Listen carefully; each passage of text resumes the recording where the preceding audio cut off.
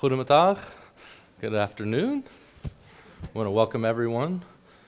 With such demanding schedules in academia, the library is honored that you made time to attend this bound to be fascinating lecture on comics and visual culture, an exhibition walk, and a reception to celebrate the Atomic Reaction's opening with us. This exhibition and program, like everything else over the past 2 years, was put on hold because of Corona. At times it felt like it was suspended indefinitely, but this time ended up making for a richer exhibition with more textured layers of information as we researched this subject and connected with experts on campus in the country and internationally. Atomic Reactions started initially with the exploration of the international exhibition Het Atoom, which occurred in Schiphol in 1957. This was a huge deal in the Netherlands at the time, and the exhibition presented atomic science in a very positive manner. So we thought an exhibition that referenced that exhibition to check back in on the status of atomic science 60-some years later would be a worthy examination. The timing also coincided with the RID's Oyster research reactor's ongoing renovation, which inextricably links to Het Atoom, as the TU reactor was the centerpiece of that exhibition. But we were very pleased with how it aligned with the lustrum's focus on energy transition. And over the time researching, we went from focusing on the history, but also societal perspectives, which we delivered in the exhibition's perspectives from a 2010 report from the Social and Cultural Plan Bureau. We wanted to present contemporary and historic sources and stories from researchers at the TU, academic heritage, the RID, as well as social attitudes as depicted in journalism and the arts. We invited international journalists and writers for workshops, and cartoonists, and we collaborated with Joop Ewick from the Institute of the Sound and Vision Museum to curate the retrospective of political cartoons to inform our students of the eventful history of public opinion and politics regarding nuclear science in the Netherlands. A history that certainly didn't reflect the neat divisions of energy and that we know as scientists to separate the neat divisions of energy and weapons. The more we researched, the more we noticed that we had our fingers on a vibrant pulse. Try to set an online alert for anything nuclear subject. You will need a machine learning algorithm to help you keep track of the daily articles. We also saw political events at the beginning of this year as the Netherlands decided to renew investments in nuclear energy. In preparing this exhibition, we incorrectly wrote about fading Cold War tensions, only to sadly witness the events in the Ukraine, including nuclear plants as battlefields. So yes, we saw the potential for controversy, and the roots of controversy are complex political and ethical problems, ones that we want TU graduates and future scientists to debate, to discuss, and to not shy away from. Hence this exhibition and program, the result of over a 2-year collaboration by many of the teams of the library, academic heritage, open spaces, Studium Generale, physical collections, facilities, events, new media center, communications, and also programming teams across campus like X, but also with quite a bit of graciousness from the RID. I personally see this exhibition and program as a shining bar, one that we should keep raising as we continue to achieve things collaboratively to bring to the TU community. Special recognition to our guests that are visiting the TU today, colleagues from the RID, library, and faculties, especially the researchers that helped us contribute content to the exhibition and participate in the programming. Lastly, I want to recognize exhibition project lead Alice Bodansky, who really stepped in to help us deliver, and Vanessa Van Dam for the stunning graphic design. Lastly, there is a small student duo, Kevin and Kuhn, if you don't mind standing or raising your hand, that coded the interactive survey data visualization that's the centerpiece for our exhibition, much like the reactor was the centerpiece of the Hetatome exhibition. So we do hope that you'll add your perspective to the visualization and the exhibition when we take the walk. So after the lecture and Q&A, there will be a reception with refreshments, but we'll take a walk to the exhibition with the designers and curators to learn a little more about it. Now it is my privilege to introduce you to Joost Schilperode, working on it. Joost, who has been an assistant professor at the Tilburg University since 1999. He studied communication sciences and linguistics at Utrecht University, where he wrote a dissertation on the psycholinguistics of written text and multimodal language and communication.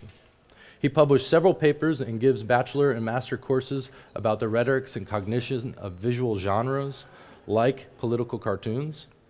His current research focuses on analyzing the visual and verbal elements in cartoons, the way they are used in combination to address and frame socio-political issues and actors. He also studies how cartoons use rhetorical figures like metaphor, hyperbole, irony, and to influence public opinion, and how such figures are comprehended and interpreted by people. So with that, I want to turn it over to Joost, but also to make a little bit of resonance with the people, is that this research and our mission at the university is about society, and that unequivocally states a better society is the ultimate objective for our pursuits at the TU. So with that, I give it over. Okay.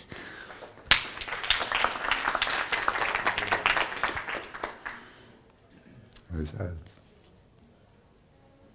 That should work. Yes. Thank you, Vincent. When you mention all those things, I have no idea where I get all the time to do all those things. Thank you very much for having me here. It is a really great environment. I've never been here since this building was made, and it looks really great. But it's nice to be here. My dad studied here very, very long time ago. When I walked to the campus, I was wondering what would he recognize of the campus that he was right after the war. But things have changed a little bit. Today I hope to, to tell you something about what is on the outside of the ring over there. How thoughts and ideas and feelings and sentiments that all have to do with the topic of this whole seminar, how they are reflected in editorial cartoons. I'm going to show you a lot of the cartoons that can also be that you can also see over there. Hope to say some interesting things about them. There will also be a little bit in what I intended to say about cartoons in general, because I like cartoons very much, and I have the privilege of also be allowed to study them so that I can earn some money also from them. But that is what I had prepared for this talk. Please interrupt me if you have any questions or if I'm saying stupid things. We can also have questions afterwards, but if you want to say something, please do, right? Okay. So these were the questions that were suggested to me that I should address in this lecture, and I thought, well, why not? What do political cartoons say about how we, society, feel about nuclear energy, and has that changed over time? So 2 questions. They both, I think, I know a little bit of cartoons and also of how people read and write about cartoons. And this is, in a more general sense, what is very often assumed, that cartoons, the way they address issues, the kind of opinions they express about them, are in a way reflections of how people feel about those things in general, the public, so to speak, the audience. So by looking carefully at them, we may indeed learn a little bit more about, well, what are the general ideas and sentiments in society regarding a particular issue. I will also not be very much concerned with the kind of opinions cartoons express, if only because most of them are negative. I mean, not negative in the sense that they are negative cartoons, but they express criticism, often disqualifying, dismissive criticism with regard to that topic. But what I do like to do is look at, and if you look at this cartoon by Tom Jansen, is one of my favorite cartoonists from the Dagblad, the paper Trouw. You can already see something of what I want to stress and emphasize in this talk. And that is, it's not the subject matter per se that is interesting in cartoons, but the kind of images, metaphors, cultural frames, literary allusions to whatever public knowledge cartoonists use in order to make their point, to signify what they have to say, but also to suggest particular opinions about them. And in the end, because cartoons are considered a rhetorical genre, so they aim at persuasion, they invite persuasion. Cartoonists want people to agree with you, and therefore they express opinions. And it is especially interesting to look at those not directly related, topical related elements in cartoons that tell us something about these two questions. So let us ask, what do you have to know about, well, what do you have to know in order to understand this cartoon? Well, first of all, you have to know that it is a cartoon, so that you can recognize it. That's not very hard. We know that cartoons mostly are published in the editorial pages of national newspapers. But you have to know what they are, what kind of genre they are.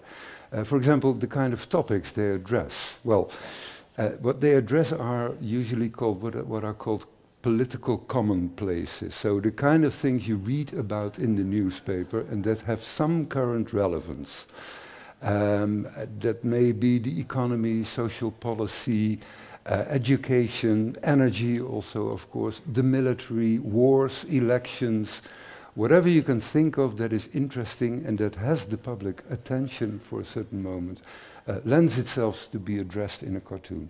And of course, next to these themes, you also have the protagonists, the agents, the political actors that are involved in all those things. So our leaders, our prime ministers, our secretaries, our people's representatives, but also our king and our queen, they can all be subjected to some itemizing in editorial cartoons. So that is what you have to know.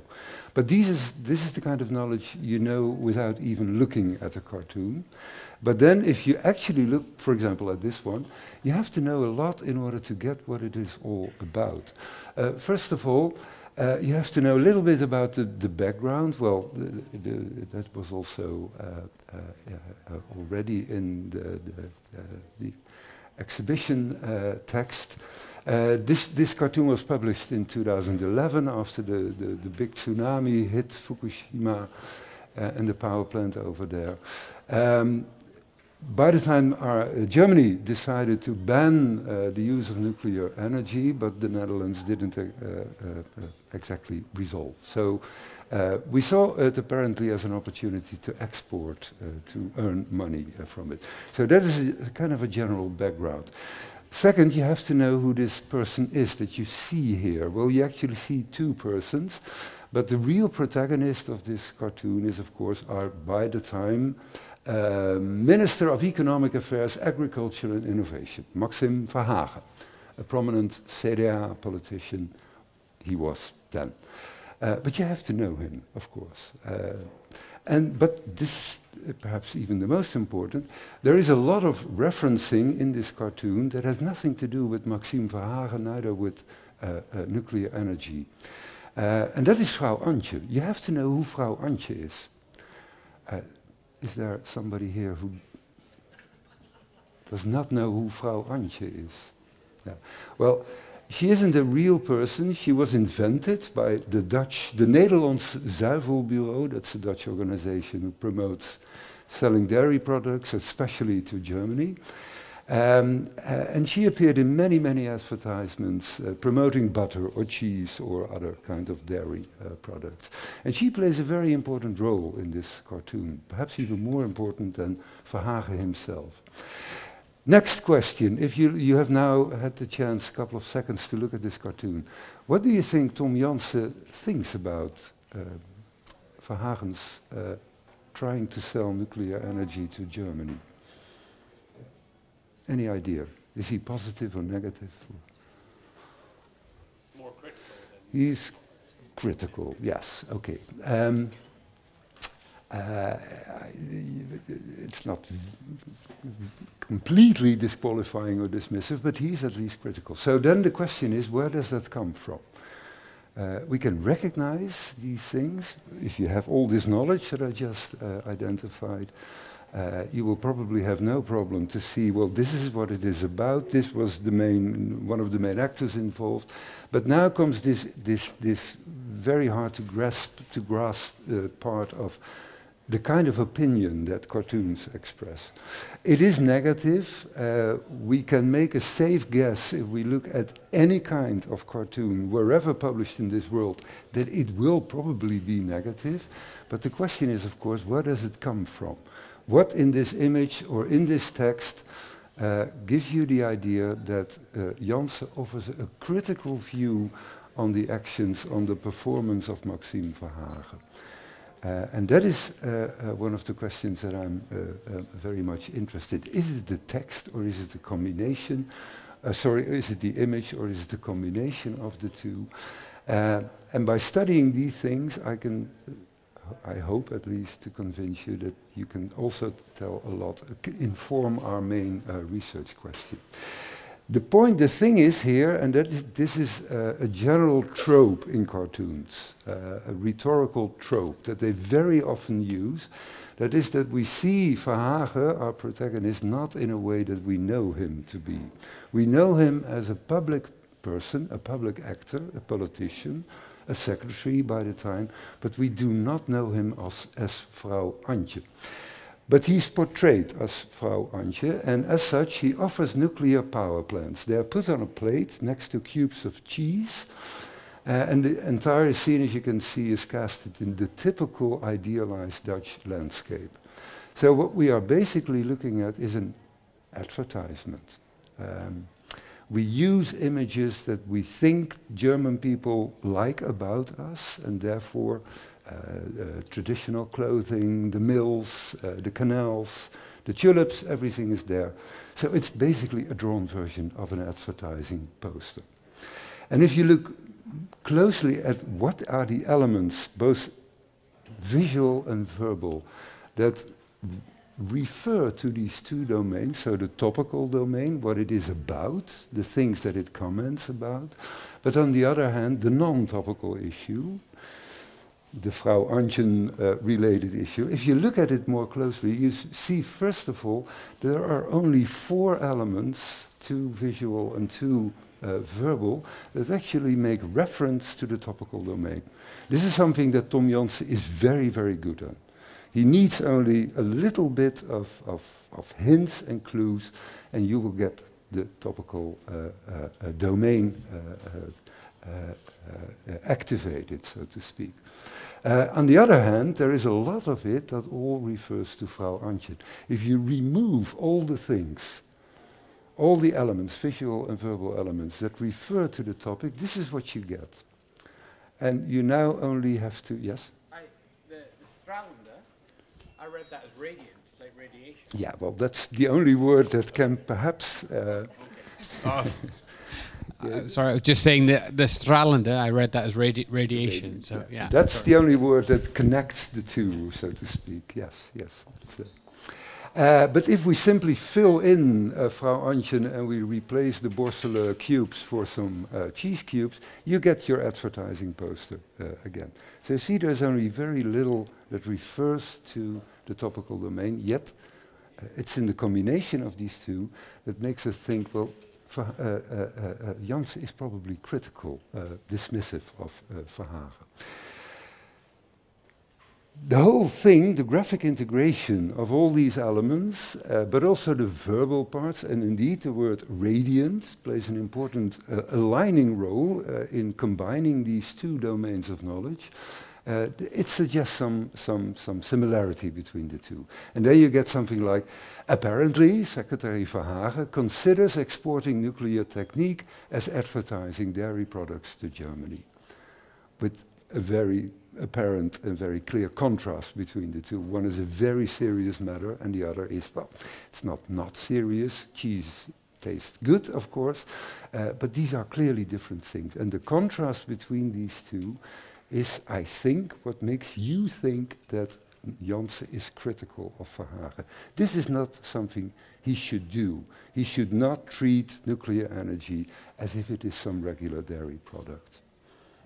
So it's contrast, which is, again, the general trope in many, many cartoons, that is the source of evaluating the topic. Well, these references to things not related to the topic, but still very prominently present, we call those things frames, just like the frames that you have there, but it's a little bit different type of frame. In general, you could say metaphors or allusions to literal, cultural, symbolical, historical events, very often narratives, biblical narratives, fairy tales, famous novels, everything that can be considered part of the public knowledge, and that a cartoonist can select and use in order to make his or her point.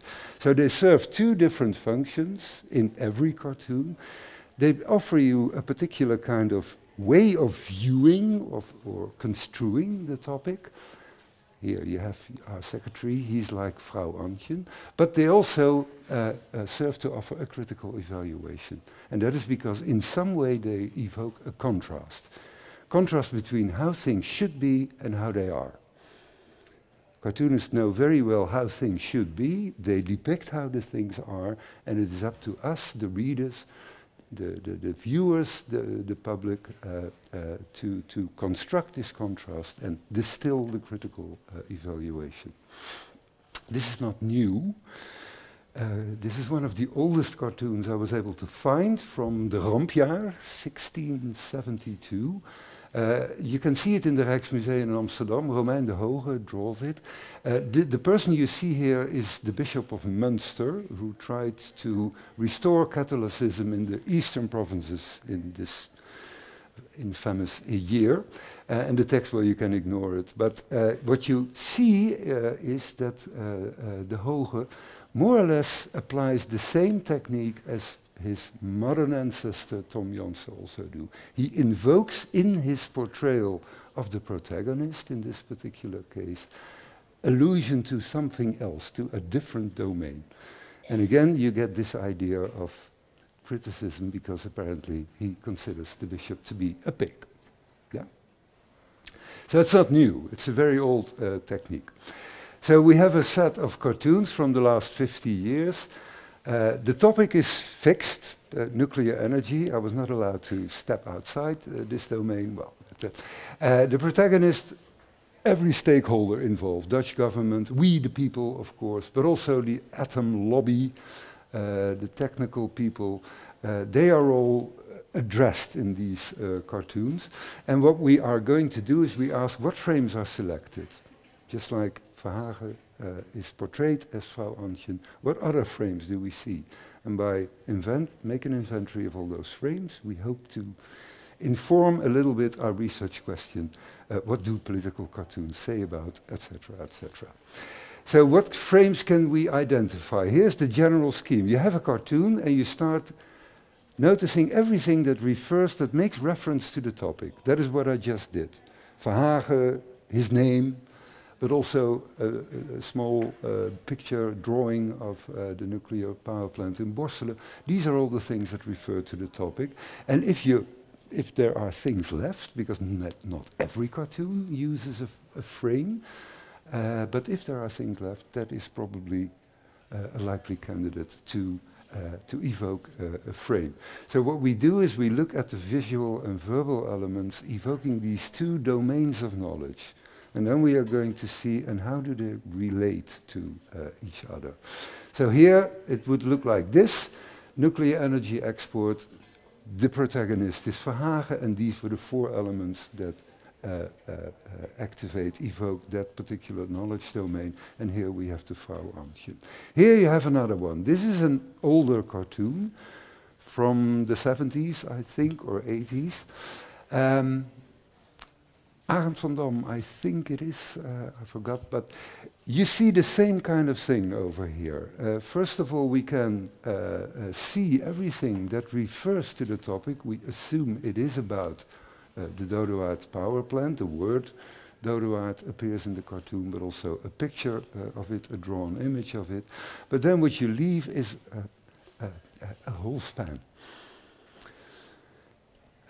Because the two images of these two things, I mean, this cartoon isn't about whole spans, the kind of things that you use when you have cooked pasta, right? But still, it is very clearly alluded to. It's evoked, this idea. There is nothing inherently wrong with whole spans, but if one of the objects, the topical objects, is more or less portrayed as the other, you get a kind of a metaphor. This is like that, and that is not good. Nothing wrong with being with leakiness or being leaky. I mean, that's the whole point of whole spans. But power plants should not. And there you get your critical. I mean, there isn't even a word used here that sets you on the course of what critical opinion is expressed here. It's merely only in the combination of the frame on the one hand and the topical domain on the other. This is also from the same period. And Hansje Brinker, it's the guy we see here. Yeah. You know the story about Hansje Brinker? Yeah, okay, that's very good because it has some general meaning for us. If you use the word Hansje Brinker, I was Hansje Brinker in this particular problem, then what you say about yourself is, I stopped the problem before they got bigger, right? Here we see the protagonist is not an existing person, but the typical Dutch citizen.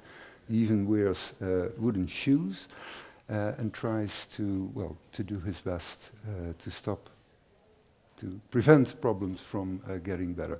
So here again, this time a lot of it refers to the actual topic of the cartoon, protests against nuclear energy.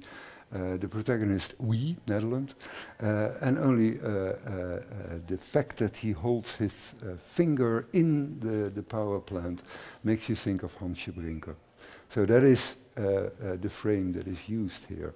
And there is another one, because we also see the death skull. Well, this is one that we were going to see a lot.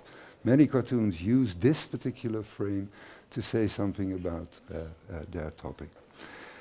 This is a morphing cartoon. It's not really a one-panel cartoon, but you know the technique of morphing. You change, you have one particular object change into another. That is also what is happening here. So here again, we have now the general symbol for nuclear energy. The protagonist is not really clear, but perhaps again, we, the country. We see the skull, of course, but this time the cartoon offers a second frame. I mean, there is nothing wrong with cartoons using two or even more frames at once. They very often do that. And the second frame is, of course, the famous painting by Munch, The Scream. And we will say a little bit more about it later, but the scream is, of course, what provides meaning to this cartoon. I mean, if you look it up in Wikipedia and you look at the interpretation section, you will, well, whoever interprets it, it always has to do with despair, with desperation, with utter grief. And these are the kind of values that are more or less baked in this particular painting. So by referring to it and connecting it to your topic, as is what happens here, you get a kind of transfer of these not so good states of mind, so to speak, very serious emotions. Yeah? Okay. Thank you. Can you say something about the year in which these cartoons have been published? You forgot. Yeah. Okay. But it could be interesting to relate them to what happened in reality. Yeah. Even the one before, that would also be interesting to know. Yeah, yeah. I should have mentioned those years. I think this is also a somewhat older one. 70s or 80s. Could be 70s or 80s, but it could also be later. Yeah. I don't know. That's why I was. Yeah. Okay. I should switch the other direction. This is one by Arend van Dam. Here the frame is a little bit more difficult to distill from the image. The text plays an important role, of course, here. As yet we don't know what all the risks are, but our economy simply needs nuclear energy, so let's use this source quickly. What you see the man doing here, I mean, this is kind of a symbolic way of portraying things, but he uses a drill and a balloon. And again, there is nothing wrong with using drills or blowing up balloons, but we all know that if you bring the two together, accidents are bound to happen. The very vulnerable balloon may, etc. Again, if you connect that to the topic of this advertisement, the use of nuclear energy and the world, because the world, the balloon is also portrayed as the world, you get again this idea of a critical evaluation. Here's another one. This is the last one. I'm not going to show you all of them, but because this is also one that uses a complex series of frames. Really, people, believe me, the odds of a serious accident are zero. The kind of reassuring language that we hear so often, did hear so often. But what is important, of course, is what is above the people's heads. Let's again assume these people are we, the country, we, the Netherlands. So you get, again, the topic is the use of nuclear energy. Government and people are the protagonists. But here is, I think, a very clear reference to the sword of Damocles, right? And that means an imminent danger that is a constant threat to, for example, a king, but is not actually seen or witnessed or acknowledged by well, the people involved. And that is the kind of values that are attached to this particular story. I found this painting of it, it is not the painting of Damocles' sword, but just to make it a little bit more visual. But again, the sword of Damocles comes with a baked-in set of meaning. And all this meaning is, as it were, transferred to our topic. Of course, we also have the dead skull, but there is even a third frame involved here, and that's kind of a frame in a frame.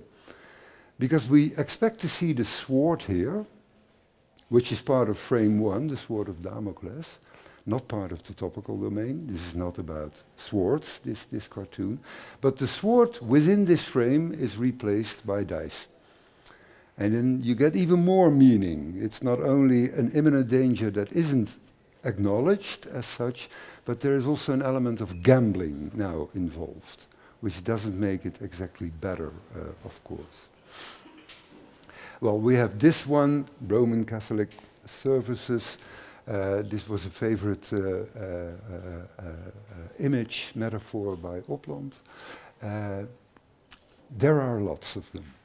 Now, if you look at the kind of frames that are used and you try to order them a little bit according to what stakeholder, what protagonist is addressed in these cartoons, you get for the government, they are pretenders, especially when they are compared to Damocles' sword.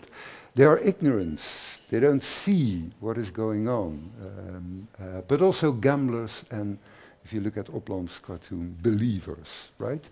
So here you have the main points of reference. Ignorance, especially if you use a drill next to a balloon, you're ignorant. You're not handling very rational. And of course the same can be said about ignorant in the sense of considering nuclear energy as a dairy product that can be exported. The gamblers, of course, the dice that we saw, but also the believers. You could say in more general, it is acting, I'm not saying this is how things are, but the kind of ideas, feelings you get from looking at these frames. So it's acting against better knowledge, acting by chance, acting out of phase. It's, in brief, not very wise, right? If you look at the lobby industry, there is a beautiful one by Tom Jansen again. The man has, well, he portrays the lobby as a boxer, as a very strong, big boxer, but also the believers. And if you look at we, the people, we are often, well, we are the brave opponents. We act as Hansje Brinker. We are very vulnerable, the balloon with the drill example, and of course the despair and desperation that comes with alluding to Munch's painting. The technique is not very reliable, it may even be deadly, it may be a kind of religion to people who believe in it, who want this kind of energy sources, and the leaking unreliability of it is expressed. So based on this all, we get the idea of an irresponsible government aided by a mighty lobby, forcing a dangerous, not reliable and deadly technique upon a desperate, vulnerable, threatened but sometimes bravely protesting nation. So this is the idea that you get from cartoons. And it remains to be seen how vivid all these ideas were in the societies, but this is at least what you get from a frame analysis. So how do they evaluate the topic? Well, we have said some things already about it.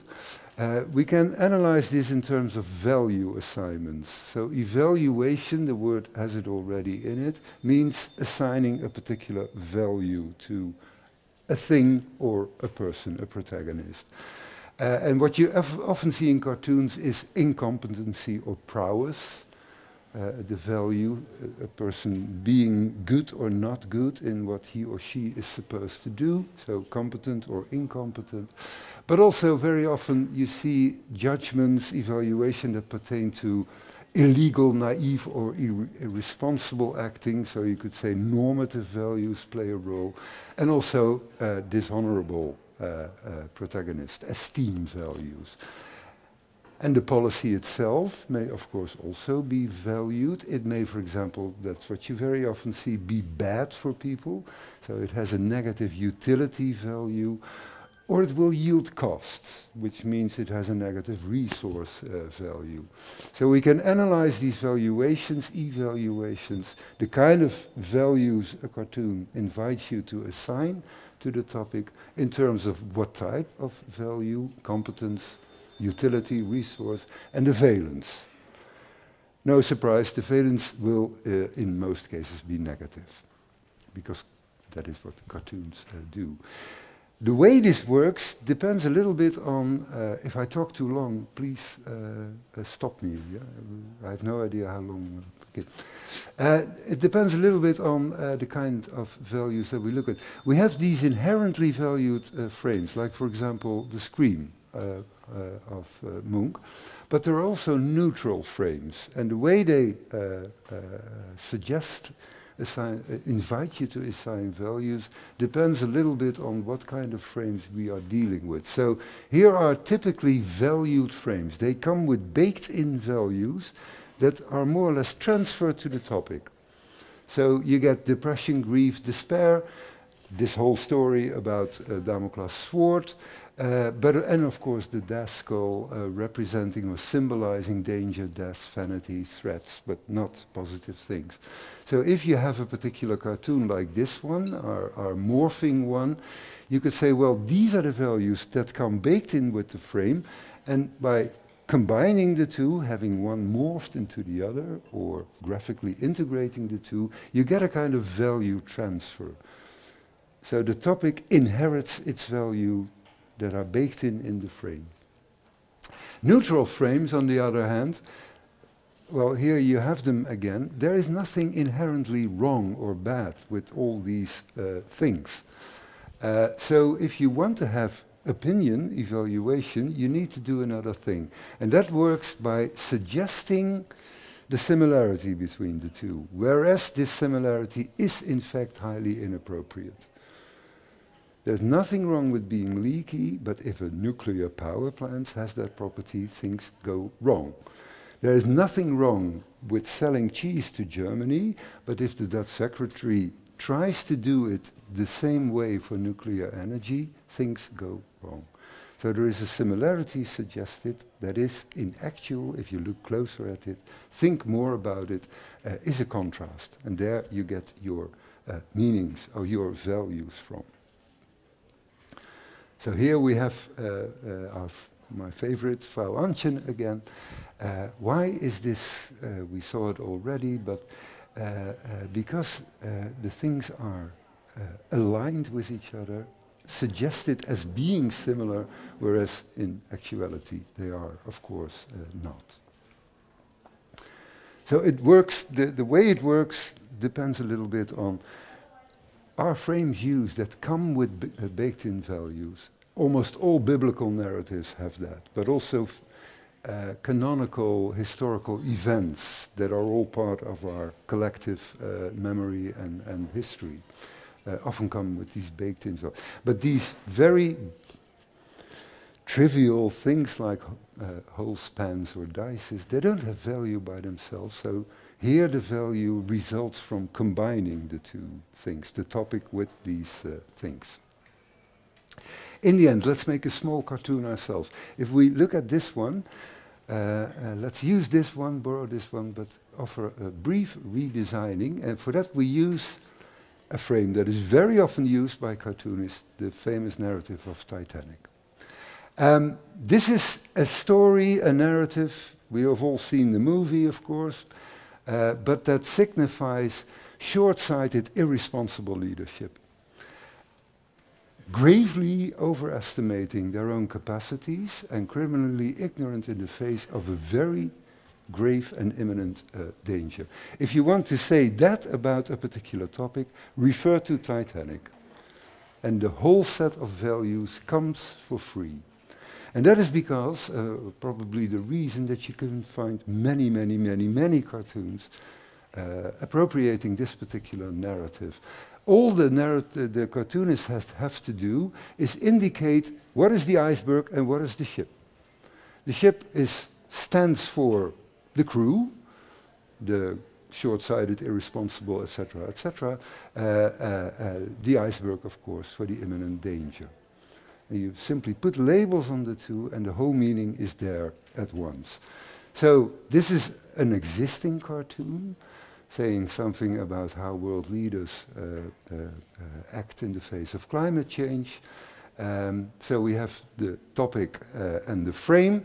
The frame comes with these values baked in. You don't have to negotiate them. Everyone knows this. And they are transferred to, as you can see, to the topic. And this works, this is how it works all the time.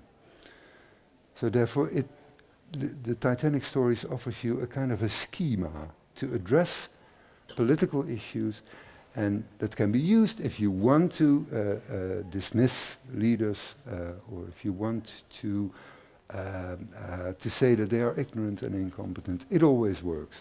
So if here we have our open slots, so to speak, that we can fill out at will.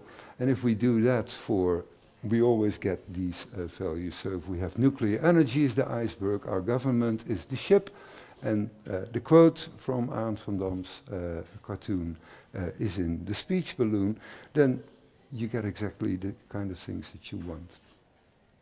The same meaning as Arend van Dam's cartoon, but now with a different frame. So these frames, very often, especially these baked in with value frames, that's the reason you so often see them in cartoons. They offer good services. Has it changed over time? Well, I think if you look at the older cartoons, and now I stop. These are the final 2-3 sentences, and then will stop it. You get more or less the idea, the impression that the topic was considered to be a kind of a singularity, something that could be judged, evaluated, without any sort of reference to other societal issues. So that gave us very outspoken messages with the dominant frame that nuclear energy is a problem. And a big problem for that matter. If you look at cartoons now, and one of them is already in the exhibition, but I also looked up to American cartoons, you see that very often the main topic, which is still nuclear energy, is linked to other issues. And that is something that you didn't see happening in these older cartoons. Therefore, my idea, it was kind of a singularity.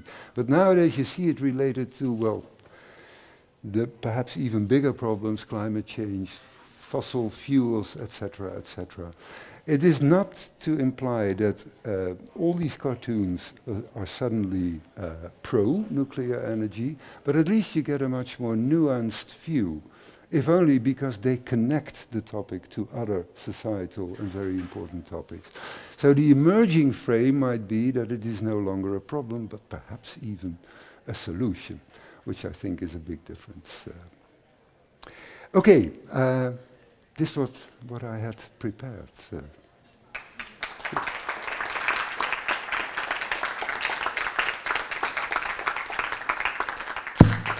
Are there any questions? I was wondering, thank you for your interesting talk. I was wondering, you say that more recent cartoons portray a more nuanced image. Are there examples or exceptions maybe of cartoons that portray a different sentiment, maybe still critical but not so much critical on nuclear plants, but maybe critical on sentiments towards nuclear energy? Yeah. Have you found those exceptions? Especially if you, we have only one example of him, but this Ramirez, he's an American cartoonist. He is not exactly the most left-wing cartoonist in the world.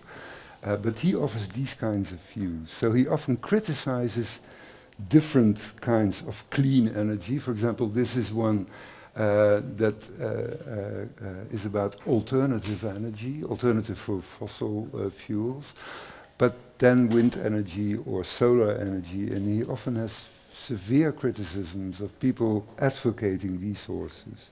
You can read aloud what is written. Yeah. Isn't there something more reliable than wind power? That is what in this speech balloon, and another person says, just keep rowing.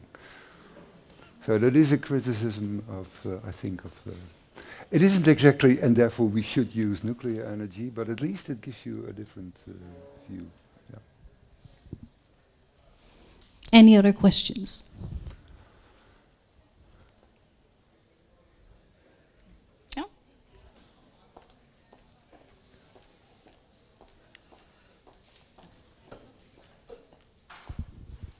Thank you very much for your interesting presentation. You didn't say anything about humor. In my experience, cartoons give you a frame and they have a political, well, they add value to something that's very topical. Can you say something about the way, or that it sometimes makes you smile, or maybe not really smile, but at least it makes you think, or you want to show it to someone else, or you put it on the wall, or you want to keep it? What's that about cartoons? It's a more general question, I realize, but maybe you can say something about that as well. I honestly had hoped nobody would ask this question. I find it very difficult. I have the same intuitions as you have. And I think we can even, for any set of 10 cartoons, say, well, this is, I think, the most funny one, and this is a very boring one. It's very difficult to get your hand at what it... I mean, irony is very often involved, sarcasm even. That are the kind of things that make people laugh, especially when they recognize themselves in the expressed opinions. But I find it extremely difficult to what is humorous here? I mean, everything I try to find out something. Incongruency, for example, is often seen as a property of humor. But there are many, many incongruencies in our daily lives that are absolutely not humoristic. So that is not the deciding feature. Yeah. Yeah. Yeah. So I think computers will be very bad at reading cartoons because they cannot do what humans can. So if you have AI technologies working on cartoons and trying to filter the semantics from it, I think they will not be very successful. But that's just a wild guess, because it focuses on this displacement of you put something in another unexpected context. The point, I completely agree with you, and I also agree that I have left a lot that gets lost in translation, so to speak, if we analyze the thing this way. The thing is that this displacement also happens very often in advertisements, for example. They are far from being meant to be funny in most cases, because humor is not something that advertising designers will like to burn their hands on, because that can easily backfire. But the same phenomenon happens of displacing things from different domains, offering some kind of incongruity, as what you see in cartoons. It's a hard question. Yeah. Marvelous example in the Volkskrant on Eastern. Moscow coming up from the bottom of the sea, rising up at Eastern with Putin and the patriarch looking at it. Yeah, yeah. That's humor. Yeah. Yeah, I agree with you. Yes, yes, yeah.